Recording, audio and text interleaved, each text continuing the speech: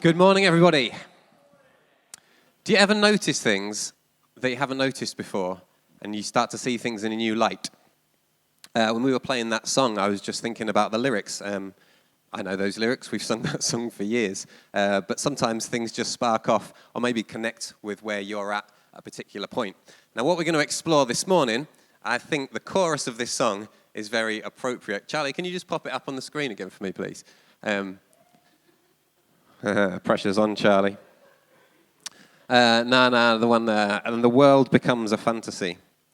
And you're more than you could ever be when you're dreaming with your eyes wide open.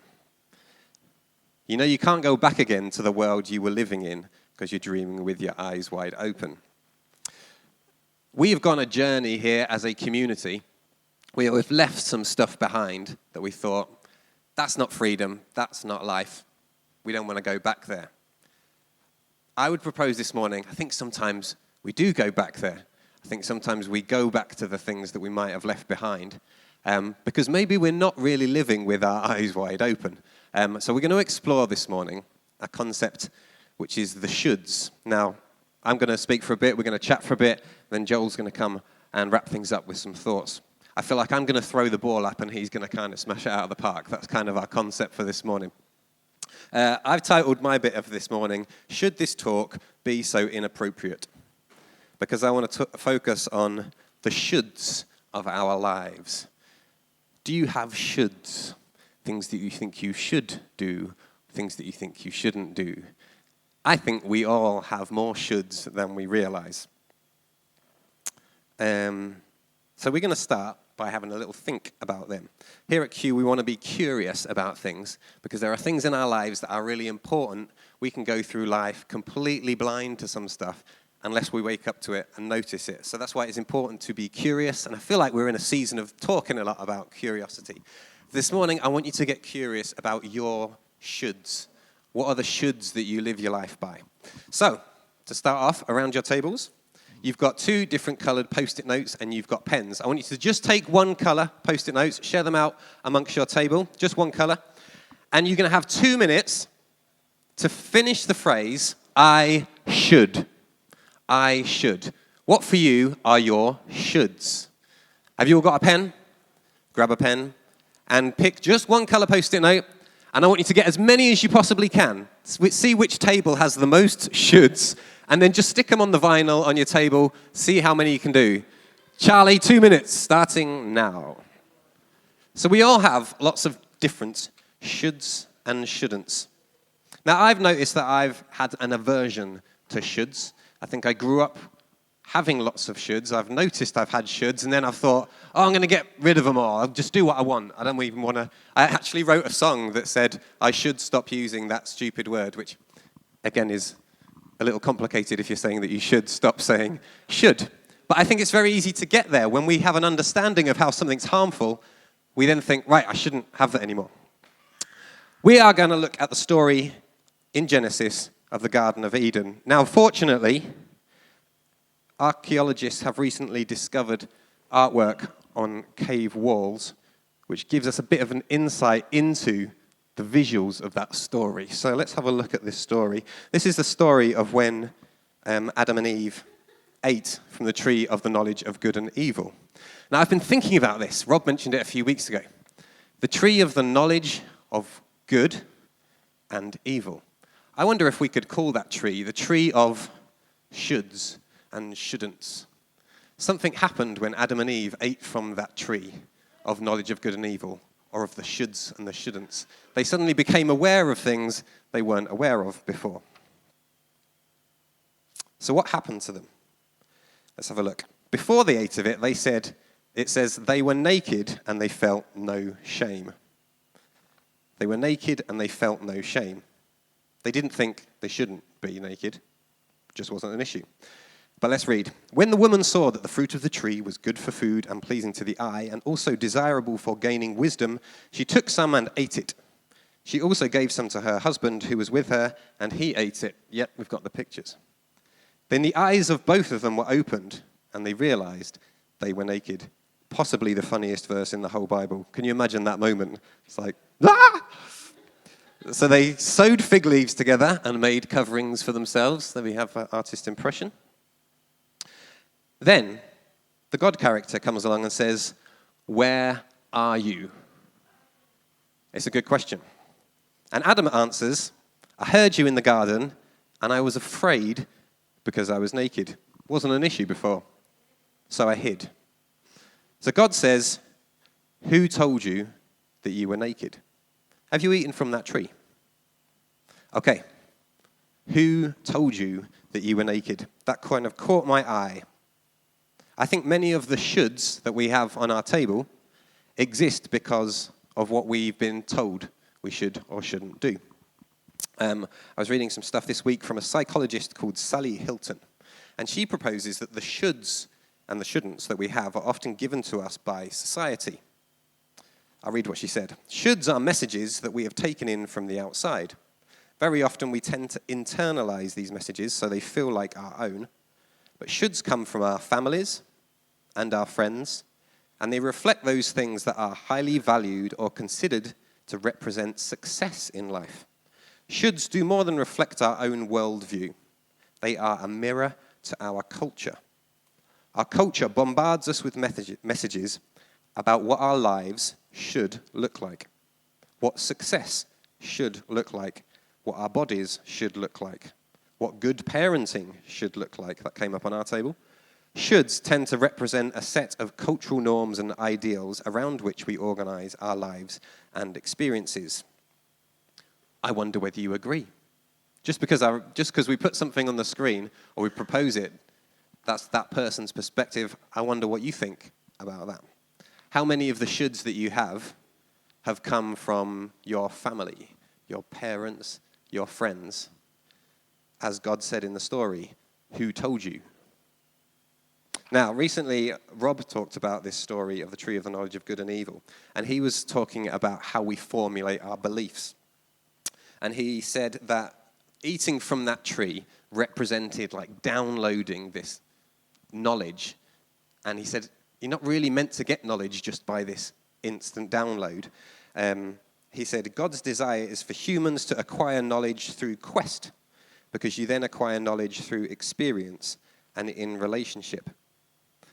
That's interesting. You hear a phrase like that, like the tree of the knowledge of good and evil is about a download of knowledge, but none of us actually do a download into our brain yet. We're not plugging our brains into a computer and just downloading how we should live. So where do they come from?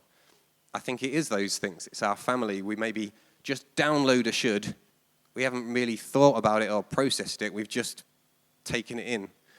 What shoulds is culture telling you you should or shouldn't do, or should or shouldn't think, or should or shouldn't value? And are you just adopting that because it's what it says on Instagram, or it's because it's what the leading party says at the moment, or because it's what your favorite celebrity says? Or are you actually processing it? Who's telling you these things? Now, I've probably given shoulds a bit of a bad name so far. And one thing that Rob said that I liked, he said, when we acquire knowledge just as a download, it can be unhelpful because we haven't thought it through.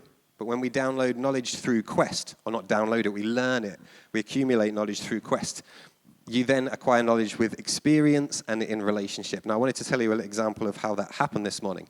Did you notice, as you came in through the blue ramp, anything different today? So we've got some pictures that we've put up just to give a little bit of something pretty out there and a bit of life. And the picture says, welcome. Now, one of my jobs this week was to put those pictures up. Easy. I maybe just drill some holes, put some screws in.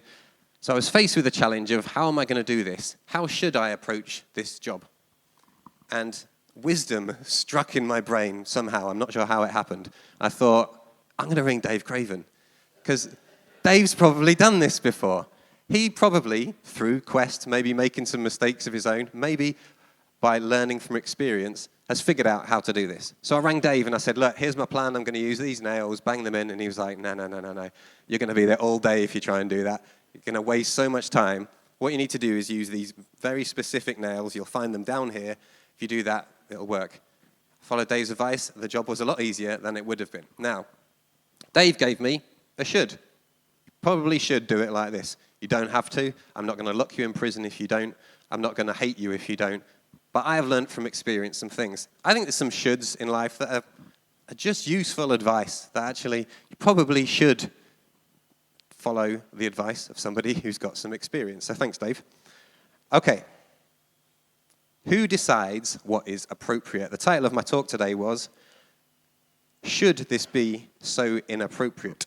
Adam and Eve were naked, and they felt no shame. But when they ate from this tree of shoulds and shouldn'ts, they suddenly felt that being naked was inappropriate. Now that word appropriate or inappropriate has been banging around in my head for ages because I love words that have double meanings. Now, appropriate can be appropriate, something that you should do in a particular context, but it also can be appropriate. Do we know what appropriate means? Basically means you take something and you make it your own. We have a definition on the screen of the etymology of appropriate. And you can notice on there, in late Latin, the word appropriate evolved into making one's own. When you appropriate something, you make it your own. So, I wonder whether what is appropriate, or what we consider appropriate, comes from what we appropriate into our culture. Now, in medieval times in Britain, there are some things that were considered appropriate that now we think aren't appropriate. For example, it was appropriate for children under the age of 10 to go to work. 6-year-old, they'd be like, come on, you're old enough now, down the pit, or whatever they were doing. That was considered appropriate. No one batted an eyelid. It wasn't inappropriate. It's what children should do. It was appropriate for certain criminals to be hung, or for witches to be burnt at the stake. That's what you should do to a witch, was the logic of the time. It was entirely appropriate for young teenage girls to be married and become mothers. No one was saying, like, we shouldn't do this. That's what they thought you should do in medieval times. So, I think what this highlights is what is appropriate changes. What we think we should or shouldn't do changes. When we were chatting on our table, one of the things that came up is like, what shouldn't you do? Well, smack your kids. Now, I grew up in a generation where my parents were reading books that were telling them, you should smack your kids. So even in 20, 30 years, you can see in culture, things that you shouldn't do, you now should do. There are loads of things in culture that you might have been locked up for 100 years ago, that now it would be considered inappropriate if you thought it was inappropriate to do those things. Culture can really change. So, if it can change that much, how important is it what you are appropriating into your life?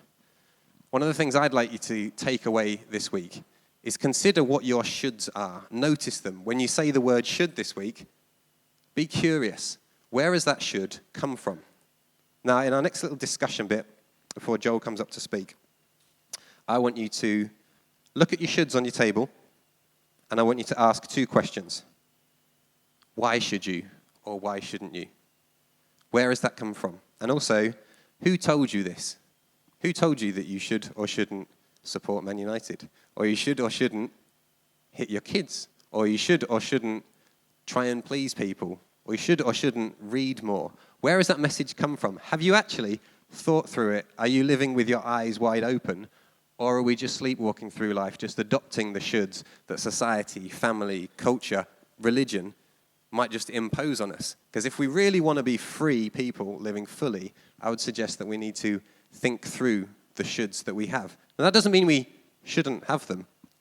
But if you're going to hold a should, appropriate it, make it appropriate because you've made it your own. Make it your own and own it. Because what we appropriate will determine the values that we hold.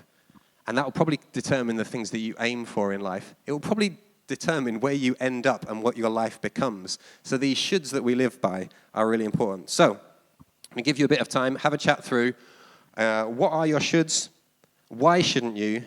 And who told you this? And then we're going to hear from Joel. Okay. So just as we take today to its conclusion, I'd first of all just like to thank Hannah my good friend and also my mother this week for lending me an ear. Because what I'm going to bring to you now has been quite a wrestle for me this week. It's interesting how sometimes you have a thought, but to actually bring that to something that is cohesive and can be presented can be quite difficult. So I really am grateful for the people I have in my life that are willing to just listen sometimes, which is what you need, and kind of encourage. So thank you very much. I really do appreciate it. Now, I spoke a few years ago on the tyranny of the shoulds, a phrase coined by the psychologist Karen Horney. It is a section from her book, The Neurotic Personality of Our Time. Just like I mentioned the other week, the book Falling Upwards by Richard Rohr. It had a huge impact on my life. This book was extremely relevant in my journey. The general idea is that our personhood is split into two selves, the real self and the idealized self, and that there is an endless wrestle as to what we should be, keeping us from being our true, authentic selves. Our desperate need for approval, certainty, and belonging becomes so absolute that we lose all sense of who we are, leading to a life of self-criticism if we fail to uphold both internal and external demands, whether these are perceived or real. Now, as with a lot of things on my journey, my views on the real versus the ideal have somewhat developed over the last few years. I no longer view the self as real versus ideal, but more conscious versus unconscious. When I use the term consciousness, I am referring to one's awareness of his surroundings, his choices, his beliefs, his feelings, as an active process and not living by passive and subconscious default. Is the pursuit of being an ideal man fundamentally bad, as long as this is achieved consciously, humbly, and rationally? Is it ideal for us to have self-esteem? Is it ideal for us to know our worth? Is it ideal to know we are sons of God? Is it ideal to know our value? Is it ideal to live our life as a responsible human being? Is it ideal to be at peace? I personally believe that all these things are perfectly noble aims. If, however, your definition of ideal and its pursuit is irrational and requires endless sacrifice, being driven by duty and not conscious choice, this can never lead to a peaceful or free existence. The tyranny of the shoulds still holds as a great psychological idea, and its discovery has very much applied to me today. Shoulds, in and of themselves, can be extremely useful, as Danny was mentioning earlier. One could ask, should I look left and right when crossing the road? Well, it would be a good idea if you hold your life as a value and want to survive. There are many other examples I could use here, but we don't have time to go into them, and some of them may have come up around your table. The problem arises when the shoulds become tyrannical in nature. A tyranny is a system that is both cruel and oppressive. If a should becomes a duty, rather than a conscious and inspired decision to act based on one's value systems, this has to be called into question.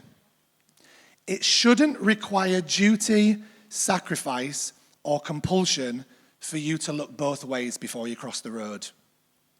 And if it does, come and talk to me and we'll have a discussion. So why do so many of us wrestle with this concept of shoulds and its profoundly tyrannical nature? I grew up under the view that altruism and duty were noble and honorable traits. Self-sacrifice and service to others form the very justification of my being. Imagine this. Jesus literally gives up his life for you. Anything less than sacrifice is unacceptable. In addition to this, anything less than sacrifice given by others was often perceived as disloyalty. It was the very basis of how I judged both myself and I judged others. I was so envious of freedom, but yet so scared of it at the same time, that rather than challenging my own psychological and spiritual framework, I just became resentful and bitter. It's taken me nearly 20 years to get this measure out of my system. Altruism isn't to be confused with kindness, goodwill, or respect for others, but rather self-abnegation. The issue here isn't whether we can't choose to give of ourselves to that which we love, value, and cherish. It's that our sacrifice to the demands of the shoulds as the sole moral purpose of our existence, it is held as the highest moral value. It was encouraged that any sacrifice made to the benefit of others was good, but action taken for one's own benefit was evil, of the flesh, and self-righteous. Incidentally, the morality of altruism is one of the dominant principles guiding society today. This isn't just a Christian phenomenon. Now, we must delve a little bit more into the idea of values and why they are so important. Just like we mentioned earlier, looking left and right when crossing the road shouldn't require duty. If one holds their life or the life of another as valuable, then to make the correct choices to do that which preserves your life and theirs is rational and doesn't require any sacrifice at all. Some of you may have heard of the hierarchy of values before. The convictions that determine and guide our actions towards things that we want or wish to keep. For example, whilst it used to be a big should, attending church should not require sacrifice. If it is a value to you, you will consciously choose to show up because it benefits both your life and the continuation of the organization. If our upholding of the shoulds is simply because of duty, then we need to check our premises. I would like to add, this doesn't mean a lot doesn't get done with duty. We were just having this conversation earlier. I sometimes look back at the period where duty was a big thing within the context of the church, and my, did we get stuff done. But it doesn't necessarily make it right or healthy, and we've had to really challenge that premise as we've walked the journey. Truth is, duty is a psychological killer. What do we mean by duty? It's the moral necessity to perform certain acts for no other reason than to attain a perceived ideal, it's often irrational, please people, seek approval or atonement from a higher authority, if in the context of church. Duty destroys joy, it destroys value, it destroys love. After all, who would want to be loved because of obligation and not because of choice? And duty destroys self-esteem. The acceptance of full responsibility of your choices and their consequences is sometimes so demanding for many people that they look to escape it and surrender to the safety that duty has to offer. But most, if not all, will eventually crumble under this burden. I find it interesting that Jesus used the term, "Come to me, all you who are weary, and I will give you rest, for my yoke is easy and my burden is light." You see, there is a wonderful connection in all of this between the biblical teachings of law and freedom. So much of the New Testament is explaining how, if you live under the law, it still demands sacrifice, whether it be simple as flour or to a lamb. The Ten Commandments are full of shoulds and shalls. This doesn't necessarily mean what they propose is irrational or not a wise idea. Now, I've got a fun fact about the Ten Commandments for you. Did you know that they didn't enter the Christian tradition until the 13th century? It was actually a late adoption. It was incorporated into a manual of instructions for those coming forward to confess their sins. So the Ten Commandments wasn't actually a big thing in the Christian world. It was actually brought in as a way to initiate thought of when people were coming forward to confess their sins. Now, this really challenged me, and I'll tell you why. Have you ever thought that we might be upholding shoulds and traditions that weren't even meant for us? Think about that for a second. In your life, do you live your life by certain shoulds and demands that have been handed down to you that weren't even necessarily meant for you to live by, and yet you've lived your whole life by it, never even stopping to question whether those things were actually meant for you or not? That's a little challenge for you to take away today and have a little think about, because I think it's a really important question. It reminds me again of the scripture, your traditions have made the word of God to have no effect. The Apostle Paul talks about the law, the shoulds, being the ministry of death. Why? Because it's punitive and demands sacrifice. But he then goes on to declare that we are set free from the law of sin and death, and that the law can't change hearts and minds, and it was for freedom that we were set free. Shoulds and the fear of death can be paralleled here. In Hebrews 2 verse 15, the message of Christ was freedom to those who were subject to lifelong slavery and misery under the tyranny of the law. So as we bring this to a close, I've read an amazing book over the last year. It's taken me that long. It's 700,000 words. It's one of the longest books I've ever read. And there's a speech in it by a man called John Galt. The speech in itself is 60 pages and is a 3-hour audio. If you want to listen to it, feel free. I mean, it's mammoth. It's like a whole part of the book. In all honesty, you could miss out the whole book and just read the last part. It kind of, I was a bit disappointed actually because it's bigger than the Bible, this book, right? So then by the time I get to the end, I think, so all of this is just a summary of everything I've just read, and it's taken me nearly a year. But it was worthwhile, don't get me wrong. And it says this: now there is one word that can blast self-sacrifice out of existence, and that's the word why. Thank you, Georgia. Why are we doing what we're doing? For what purpose? For whose benefit? What are your values and why? Are you living under the fear of death and punishment? Or are you freely and consciously with integrity? Are you free with integrity, honesty, justice, and pride? You see, law brings death, misery, and destruction. And like the tyranny of the shoulds, will always lead to choices based on duty and task that will lead to resentment and judgment. The New Testament biblical writers realized that living by the law was futile and it diminished purpose and joy. So what are we going to do about it? Have any of you been at a junction where the lights have failed before? Yeah. Now, you would think it would be absolute carnage. I can see it. I'm glad you've understood, Jenny. It's not. It's the opposite. It is the calmest, most respectful, conscious place to be. Why? No law is required.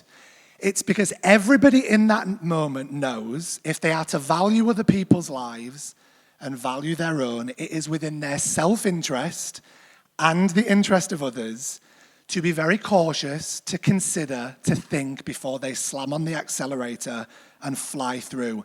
Because you could either end up losing your life or someone else may end up losing theirs. Notice no law is required. All you need to use is your brain, right? And like I said earlier, that hierarchy of values.